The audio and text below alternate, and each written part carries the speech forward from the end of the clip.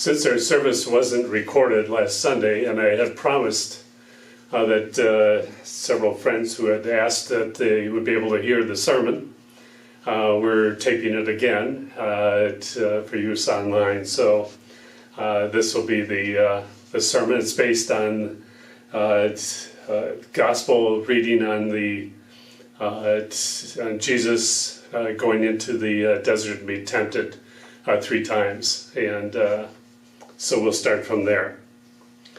There are 2 divergent paths that have been very seductive to modern Christian churches. One of the divergent paths originated from the temptation of Jesus. Before Jesus began his ministry, he went to the desert to meditate. While in the desert, the devil subjected him to 3 temptations.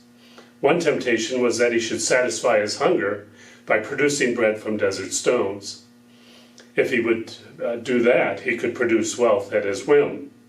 The second temptation was that Jesus could use his power to take authority over all the kingdoms of the world. He could become a great autocrat. Lastly, he could show off his superpowers. If he threw himself off the highest pinnacle of the temple in Jerusalem, his Father in heaven would send his angels to preserve him from injury. Jesus' superpower of fame would make him a great celebrity. In other words, the devil was offering Jesus the equivalent of the American dream. He could have the wealth, power, and charisma anyone could dream of. He could be a star. He could dictate his will to all the world's leaders. He could build a media empire. Jesus turned the devil and his temptations down flat. Yet some Christians and even Christian churches have accepted those temptations. They believe that to have wealth, the will to power, and charismatic fame are Christian qualities. They claim that if we are truly on Jesus' team, he would want us to be healthy, wealthy, and wise. After all, if Christians possess wealth and power, we can establish Jesus' rule on earth. These temptations turn Christianity on its head. Jesus' ministry was to all of us, but especially people who were poor, powerless, sick, and dying. Once we succumb to the 3 temptations, Christians feel they deserve wealth, power, and fame. Jesus did not say, "Pick up your investments and follow me. I will provide you prosperity." Nor did he say, "Pick up your mirror and follow me. I will provide you the reflected glory of your great Christian piety." And lastly, he did not say, "Pick up your whip and your gun. I will give you the power to dominate others."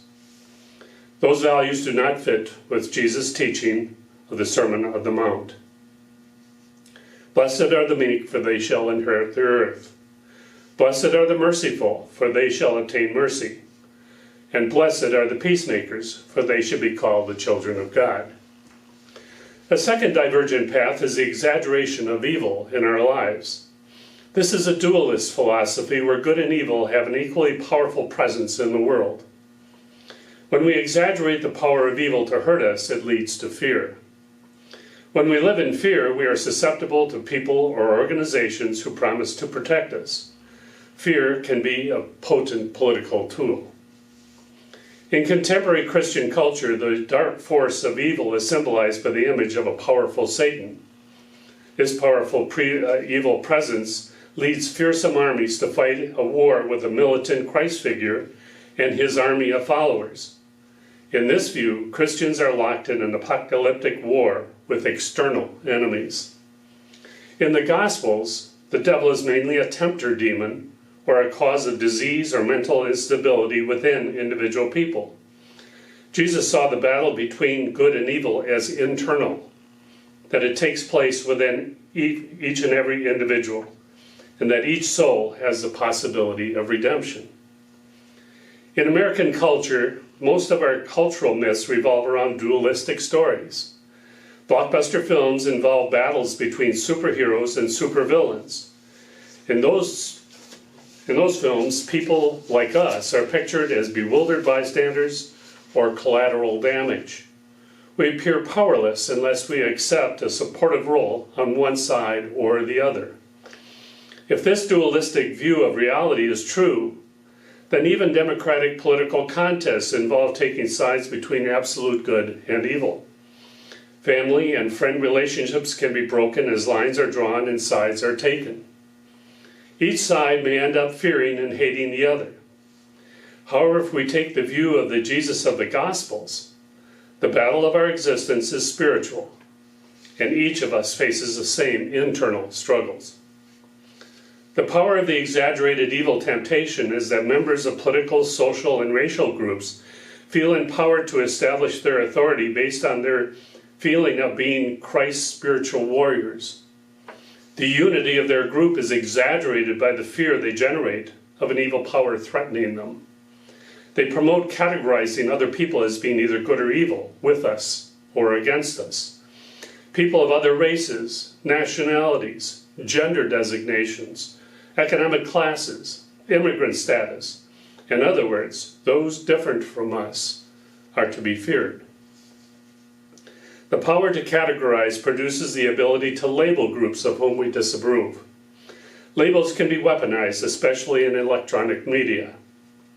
Examples of weaponized labels include terms such as liberal, Nazi, socialist, atheist, homosexual, and so on. Most of the time, what the labels mean is not really significant, only that someone we accept as having authority, often on electronic media, has assigned them, or aligned them rather, with the evil force. Therefore, without seeing the labeled people as individuals, we can dismiss them as the evil enemy. When we view another person as an agent of evil, we can fight them. Our egos picture ourselves as powerful allies of Jesus. We are no longer mere believers. We are actors in the great apocalyptic war. Instead of Jesus being whipped and humiliated for our transgressions, we can help him pick up the whip, and he can lead us against our common enemy. He can become the whipper rather than the whipped. While Jesus asked the young to come to him and cared for people who were in need, in a culture based on extreme dualism, young men dressed in armor and using semi-automatic military weapons can feel justified in bravely killing elementary students, churchgoers, and grocery store shoppers. They are the misguided soldiers of good in the battle with evil. They are the representatives of an executioner, Jesus, rather than the crucified one. To save the world through one's actions can give an intoxicating feeling of power. It is a great temptation. Jesus, however, did not treat people as labels. When he met the Roman centurion, he did not dismiss him as an agent of the evil empire. He did not condemn Zacchaeus, the tax collector, as an agent of the deep state. He did not criticize the hungry mob that followed him in the hills as no good freeloaders. He did not ask the criminal record, sexual orientation, or mental stability of those who approached him. Jesus dealt with people as individuals, helping them deal with their internal physical and spiritual struggles. Christians must be actors in the creation of a better society, but not by demonizing people who we disagree with. A Christian concept of society is not where we prejudge races, nationalities, classes, or genders as enemies, but where we recognize the complex struggle going on in each person's soul. This means working for a just society where individuals, not stereotyped groups, are held accountable for their actions. Jesus was not asking Christians to be wimps. When he said, "If anyone slaps you on the right cheek, turn to him the other also," he was not saying to back down from evil. He did not say to run away, but rather to keep your face in the conflict, even though it may well be slapped again. That takes courage. He also reminded us to always see our opponent as fully human and redeemable. It is much easier to fear people who we perceive as different than to understand their individual backgrounds. The security of the tribe and fear of what seems different and strange is the appeal of a dualistic religion. The black and white nature of choosing sides between good and evil is easy to understand and satisfying to our egos. Jesus asks us to subordinate our egotistical feeling of being right in order to understand that the real experience of life comes in many shades of gray, not black and white. Finding and living by God's truth is not simple.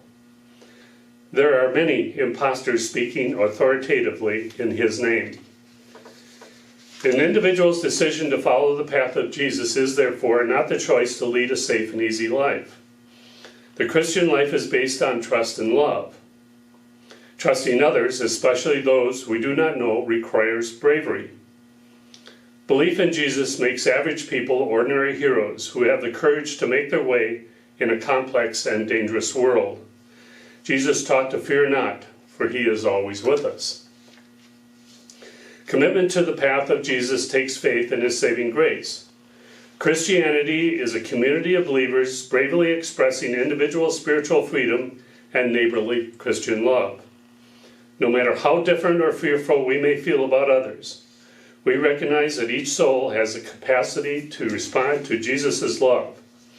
If we ourselves depend on God's grace as an honor and gift for our salvation, how can we assume to judge others? God created a complex humanity, and therefore to glorify Him, we as Christians celebrate diversity with understanding, joy, and love.